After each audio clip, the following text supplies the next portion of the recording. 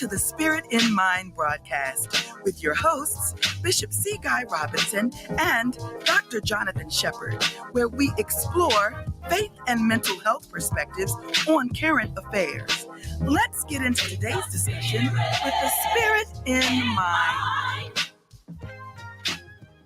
Well, hello, everyone, and welcome to Spirit in Mind, where we discuss current affairs with faith and mental health perspectives. I'm Bishop Guy Robinson, and it is once again a blessing to be with you on all of our formats. Welcome if you're listening from Praise 106 here in Baltimore. We're glad that you're with us here live. If you're driving in the car or text somebody, pull over, tell them turn to Praise 106 because it's time for Spirit in Mind, or any of our other venues. We're glad you're with us today. Let somebody know that it is time for Spirit in Mind. And of course, we do this together with my colleague and friend, Dr. Jonathan Shepherd. Great day, Dr. Shepherd. Yes, Bishop. Good day to you also. How are you doing? I am doing well. Let's see if we can get you there. All right. All right. Welcome to Spirit in Mind. Again, to our family that's joining us. We're grateful for everyone that makes this happen.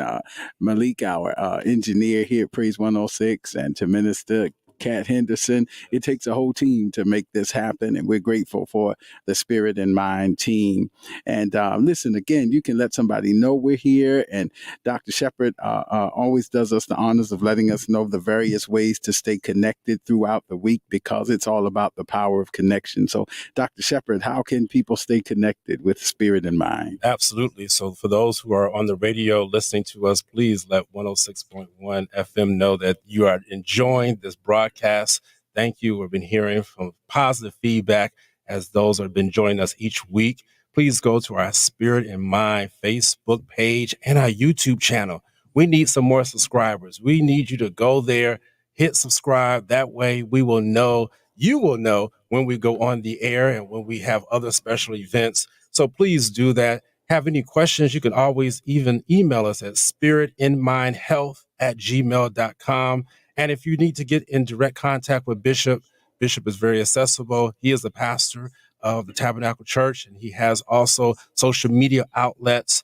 If you're on our social media outlet right now, you see some of those ways in which you can contact him. You can reach out to me also if you're in need of direct care services.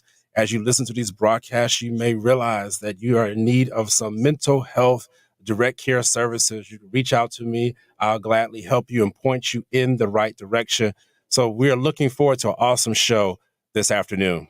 Absolutely. Thank you, Dr. Shepherd. And thank you, Spirit in Mind family. Again, let somebody know, and even take advantage of the email address that Dr. Shepherd just gave out, because you may want to suggest some topics, because again, we discuss current affairs with faith and mental health perspectives. And, it is our passion and our goal and purpose to be relevant to serve this present age. And so we want to be effective and talk about things that are relevant. So if something is impressed upon you, please, and you think it would be something that we could address on Spirit in Mind, we'd love to hear from you, because you are a part of what we do. We thank you for being a part of our regular Spirit in Mind audience. And so, listen, we've been talking about of course, the recent phenomenon of quiet quitting, and we talked about what that is. And in previous episodes, again, by way of quick recap, it's this cultural move that I'm just going to do the bare minimum, job description, no less, no excellence, no above and beyond, none of that little something extra, but just the bare minimum. Just basic survival mode. And then, of course, other versions of that manifest not just in the workplace, but in other places where we may have commitments and responsibilities, inclusive of the home and inclusive of perhaps ministry commitments and church commitments, and this whole phenomenon of quiet quitting. We've been talking about, and we've already addressed the fact that sometimes existential crises can challenge us to reprioritize in a healthy way. But then we move from that to the importance of maintaining discipline in certain seasons if we're going to obtain a goal or fulfill a vision. And we thought that was relevant at this beginning time of the year when there's so many talks about recommitments, and some people call them resolutions and all those kinds of things. But that whole sense of starting again and starting over. So we thought that it would be important to discuss and to do it in the context of discipline. So Dr. Shepard's going to bring us up to speed from here on some of the things as we continue to talk about the importance of discipline in terms of obtaining vision and reaching goals. Absolutely. So discipline, if you have been reaching out to us and been listening, I will go very briefly, set the foundation, because we want to continue to uncover and unravel this dirty word for so many people of discipline. But it's such a profound word, and actually is a word that we need to make sure that we don't throw away. Discipline is of the order. It's on the menu for the day. Discipline is the control that is gained by enforcing obedience or order. It is training. It's training. It's training. I can't say that word enough. It's training that corrects, molds, or perfects the mental faculties or moral character. Something, again, that we are seeing a watering down of in our society. And then there's also a rule or system of rules that govern conduct or activity. That is what discipline is. Those three important definitions help lay the foundation, because what we are seeing, and you continue to see even on your job in your home, is where people have said, I'll do it my own way. I don't want to do it anybody else's way. And the pandemic actually helped in fostering that, because we had to do some things our own way. But even as I was listening to the news this morning, how people are returning back to the office. People are returning back now, and they expect by May that the majority of the people will be coming back to the office. If not 3 days, 4 days a week, there is a rule of system or a system of rules that will govern your conduct or activity when you go back into the office. You cannot handle business the same way at home as you do in the office. Oh, Bishop, I sure hope you don't do that. My God. There is a system of rules in which we are governed in our activity. Yeah. And let me tell you, that is so important, because people today say, I don't need order, Dr. Shepard.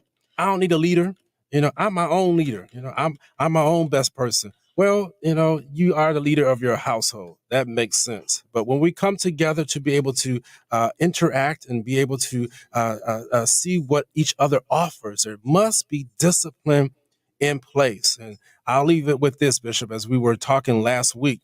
We're talking about growth, and we mentioned how if we're going to be able to mature and be able to grow, discipline must be in place. You can't have growth, you can't have maturity unless there is discipline. And so I would even question a person's growth or maturity if they don't have a lack of discipline. Oh boy, Dr. Shepard, this is good. And I think it's so important, inclusive of, I'm so glad that you referenced that piece about the world of employment and human resources, because I saw a similar expert to give some statistics to say that actually only that there's been a sharp decrease in the number of jobs that are at home only. That only, actually, she gave a number. She said about 13% now. And that has decreased significantly since the onset of the pandemic. So now only about 13% of the jobs that are available are virtual, if you will. And one of the reasons is because, as you said, employers are starting to call people back in and that brings us to something I would like to kind of just put out there. There's a distinction sometimes between what we can do and perhaps what we should do, because sometimes you may have the technology to do things in a certain way or from home. I can do this from home, but also personality plays into that, I would argue.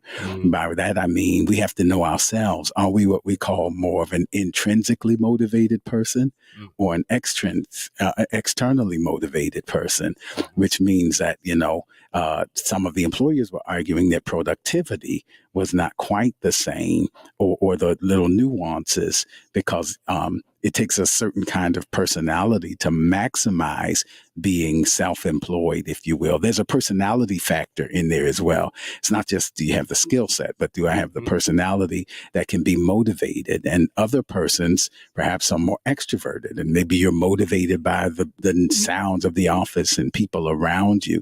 So we also have to consider personality, because again, that personality can influence productivity. And that's kind of what I want to say there.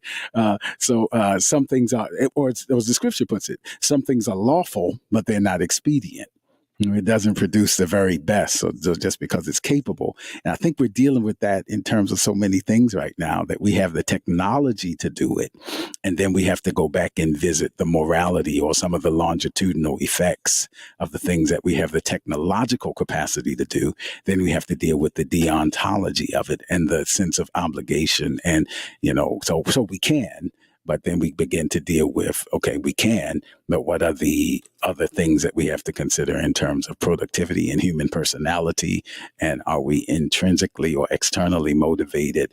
All of those kind of things influence the quality of our work as we talk about all of this quiet quitting and that kind of thing. Yeah, Bishop, you said something that's so powerful, and I'm going to just tag it and stay there for just a quick minute, which is personality can affect productivity. Yeah, absolutely. Lord, personality can affect productivity. And I challenge you, as you're listening in your car, as you're watching on social media, look at yourself, do an inventory. And I've even asked you over the last couple of weeks to have a personal log of making sure that you're tracking what you're doing as you have these new goals and as you're becoming more disciplined.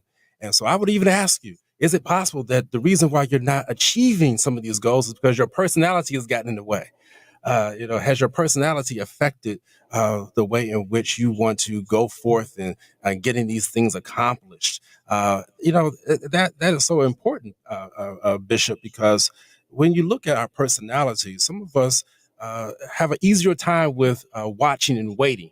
As opposed to just going ahead and I got it. I'm going to do it myself. I can't wait. It's so interesting when you look at, I think about even some of the mental health disorders that kind of perpetuate some of that hyperactivity and impulsivity. That's the word, the impulsivity. They're not disciplined enough to wait. Some of us, we have ADHD, attention deficit hyperactivity disorder. You may not have the true disorder that I am treating in my day-to-day job, but we have ADHD when it comes to the goals that we have set. I can't wait. Oh my God. I got to do this now. Oh my Lord, if I don't do this right now, what's going to happen? And it's almost where you create chaos. Even the people around you are like, man, hold up. You really become disruptive. And that really is true. Lack of discipline will cause disruption. Yeah. And so you find yourself grabbing for things or wishing this would happen. And so one of the topics I wanted to address today is that ability to watch and to wait with expectation, because that is so key. When you are in the watch and wait period, there is a discipline that you must have. When you're watching to remain focused and you're watching to remain on target. Watch means to remain focused on a target. So you're tuned into the event or activity of interest. When you have quietly quit, your lack of concentration is evident. So people may not say, oh, what's going on with you? Because again, you're trying to be subtle about it, but you know that. And anybody who can trace back your steps and look at what you're doing, they can notice that your concentration is off. What you used to be focused in on and what you used to be passionate about, it's no longer there. You have lost that focus. You've lost that concentration of that thing that you've been wanting to accomplish. And again, the show is here to encourage you to get back on track, to get back on that focus. And then we look at the word wait. That is to have patience because your turn is coming to be serviced. So you wait in line. And a lot of folks don't want to wait in line, Bishop. Man, you think about the different customer service lines that you have to wait on, and you'll see people cut the line. This past week, I had to wait on the phone 30 some minutes for customer service. I dare not say which company, but I had to wait on on the line for 30 minutes to make sure that my issue was resolved. Now I could have said, I'm a busy doctor. I don't have time to wait. Go ahead and just, hang up the phone and just be mad. But no, Bishop, I had to exercise discipline. And for some of us, again, it feels like it's going to kill us. It's almost like a knife going to us because we don't want to wait those 30 minutes. And I understand we know time is of the essence. Yes, I get it. But we don't realize what's going on the back end. Right. Of why there's been so much time. Ooh, that's powerful. We don't understand sometimes why there is so much wait time that's needed. Because if you're watching and waiting, when you are disciplined, there's some things that are being worked out inside of you. I'm sure Bishop can touch that on that spiritually, but I want to stay with the emotional piece. Some of us are not ready for the next level promotion, or if we're ready for the next level blessing, or even just for the next job opportunity, because we've got this toxicity that has built up within us. How dare you try to go to another job and you're still quiet quitting? Because you'll take that attitude over with you to the next job. Oh, I know I'm right. Just because you are now done with that job and you're now there bitter and quiet quitting, yes, you have to check your attitude, because that attitude will reflect on that next job.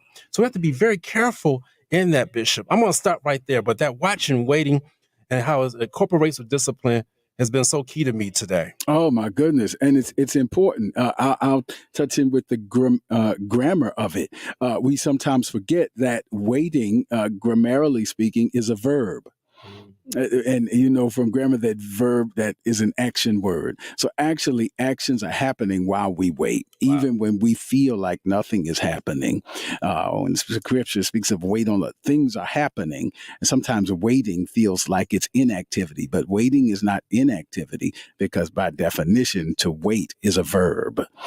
And so something is happening, even if it is beyond our immediate perception or understanding at the moment. And sometimes in hindsight, we'll see how things were working together while we were waiting.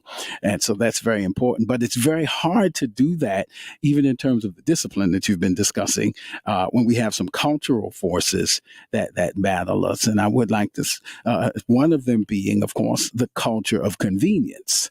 And the presumption that everything that is easier is necessarily better. So immediate gratification is more convenient, so it must be better, as opposed to waiting and enduring the process. That's from the culture of convenience.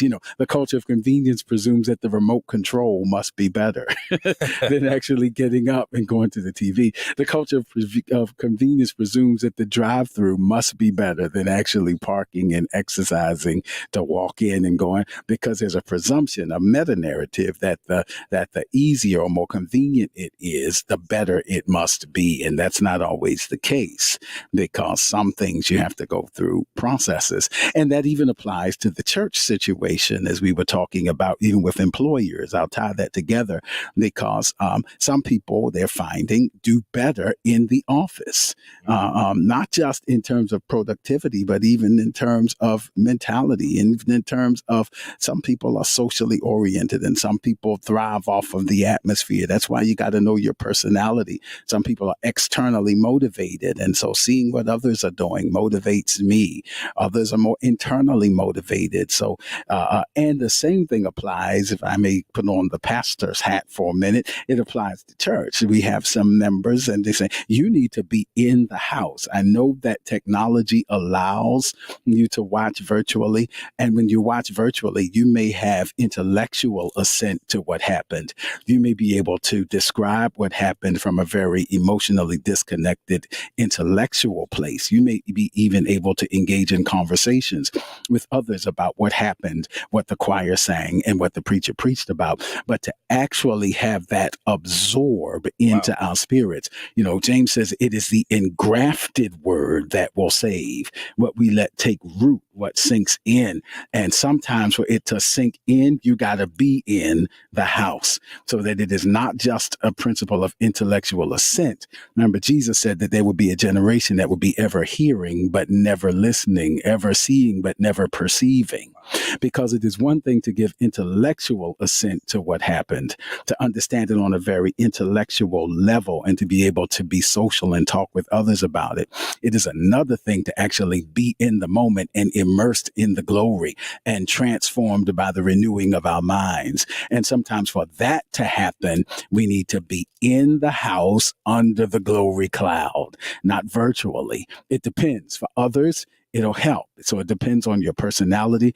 And we have to be honest enough to say, I know what's going on, but I'm not spiritually growing by way of this virtual thing. And we got to be open to godly counsel that says you're stuck. You're here every week online, but your discipleship, your discipline is not what it used to be. And so because some things, you still just got to be there. Wow. Thank you, Bishop. Thank you. I'm sorry. I'm going to sit down and put my cape on. Wow, Bishop. As I was even texting to our social media audience about the engrafted word needed to be absorbed. Yeah. That is so key, because even in the world of telehealth, where telehealth medicine, as I talk to my colleagues and other persons such as myself who are administering medicine, administering care or treatment through a screen, as even if you're watching me right now, it's different than being in the studio with us right now. There's a vibe that occurs. And I tell people, I sometimes can feel that vibe as we're going through telehealth, and that takes discernment. But it's a whole different vibe when you come and sit in the office with me. There's certain characteristics, there's certain movements that I can pick up on when I see you in the audience. And so please do not neglect that. Even if it's regarding going to congregational worship services with your physician, even with your own family. There's some families who prefer to just see each other on devices. Oh, I know I'm talking up in here. And they don't want to go to their house. But there's a whole different vibe. Oh, I'm stepping on somebody's toes right now, Bishop. I feel it. You need to go back to that person's home and be able to get that thing right. Yeah, even in school, Dr. Shepard, real quick, because I'm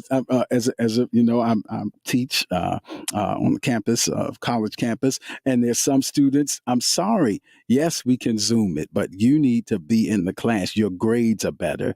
Your class participation, your contribution to the conversation is better, because when you're not, you're in and out. Your face is up 1 minute, your name is up another. You're asking questions that have already been answered because you're there, but you're also somewhere else. And I don't know whether you're in your dorm room or whether you're on the parking lot or whether you're at a party or at a McDonald's. But when you write your paper, when you submit your work, I can tell, because it's hard to discuss critical thinking and the kinds of things that, that's what I teach. When your mind is not fully immersed in that moment, you can't multitask. So it applies to church, it applies to families, it applies to school, all of them. Sometimes you need the discipline to show up. Oh my goodness. Wow. Go ahead, Doctor. Thank you, Bishop, because it's true, because the results were shown. So, don't argue with us if the results are not what you want, because it is going to show up. So you have to look at what you have put in. And Bishop, that leads us to where we're going to go for some from weeks ahead, because one of the things that has dropped on me, and I love acronyms, and I've been studying on what it requires for us to be disciplined, which requires growth, which leads us then to wholeness. And so it's 3 Ds that I have now put together. And I'm sure we can take some time as we go through these remainder weeks on what it takes to be disciplined. That's the word that starts with a D, but number 1 is diet. What fuels you helps you to be disciplined. So the knowing your diet, make sure you have the right diet so you can be disciplined. Number 2, you want to make sure that there is some discomfort. Yeah. Yes, sir. Oh, man. Oh, my Lord. Yeah, people. Oh, I'm turning this off. No, you don't. Don't turn that radio off. No, we are going to talk about discomfort. If you're going to be disciplined, there is going to be some discomfort there. And I hesitated for a reason, not because I know what to say, because there is going to be discomfort. You're not going to feel well as you are disciplined. Yes. And let me just say the last one is really, again, discipleship, which you've already talked about. And knowing that in the middle of that, there's going to be some lag time, because when you're being discipled, you're not jumping from from the altar, if you would, if you use the church, if you become saved or you just get a new promotion to that next level, there is some lag time up in there. So in order to be able to grow, there are 3 Ds. You got to have discipline, which is discipleship. I'll just use it that way. Diet's got to be in order, and there's going to be some discomfort. Bishop, I'll leave that alone. Oh my goodness. Listen, we hope that Spirit of Mind has been helpful to you. Listen, we got a few minutes left, but we want to, we're doing this to encourage you to stay in the process. We know that, again, there's been a lot of trauma and traumatic experiences and things, and existential crises are real. Bishop Walter Hawkins' words are still so very prophetic when he said tragedies are commonplace, and all kinds of diseases, and people are slipping away, and all these things can have an effect on us, and there's social unrest. And even now, as we're doing this, we're remembering persons who have been the victims of violence and various forms of trauma, and even the secondary trauma from watching some things that have been horrific, even involving law enforcement and other things. But even as we cope with all of that, and even as that causes us to reprioritize and the life and death realities of COVID, we still want to impose upon us that there is hope and that there is still a goal worth pursuing. And that's going to require discipline. And that's what we talk about on Spirit and Mind. So if any of this helps you, you find any of this to be helpful, and we certainly pray that you do, again, let us know and encourage someone to join us. Dr. Shepherd, I think we got about 15 seconds. Yeah, Bishop, I was just going to say, in regards to Tyree Nichols, you look at those officers and you pray to God that they would have used discipline. I'm hearing now that there may have been even a connection between Tyree girlfriend and an ex female who was dating one of the officers. And so I'm understanding that there may be connection there. I pray to God that we're able to utilize discipline, because even when something has hurt you, you still have to be disciplined to know how to be able to handle yourself without getting out of order. And that's what discipline is, Bishop. And so I pray for that family. I pray for all of you all out there that the Lord will increase your discipline. He'll increase your capacity to handle these situations as you go through them in this year, 2023. Absolutely. Stay encouraged. And listen, we look forward to seeing you. Let someone know about us every Saturday. And then you can watch us on our other contacts. But stay connected and join us next time on Spirit in Mind.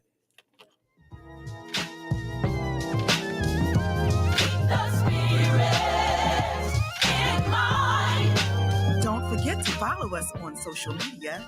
We're on Facebook at Spirit in Mind, and we're also on Instagram at Spirit in Mind Live. Join us next time for a new episode of Spirit in Mind.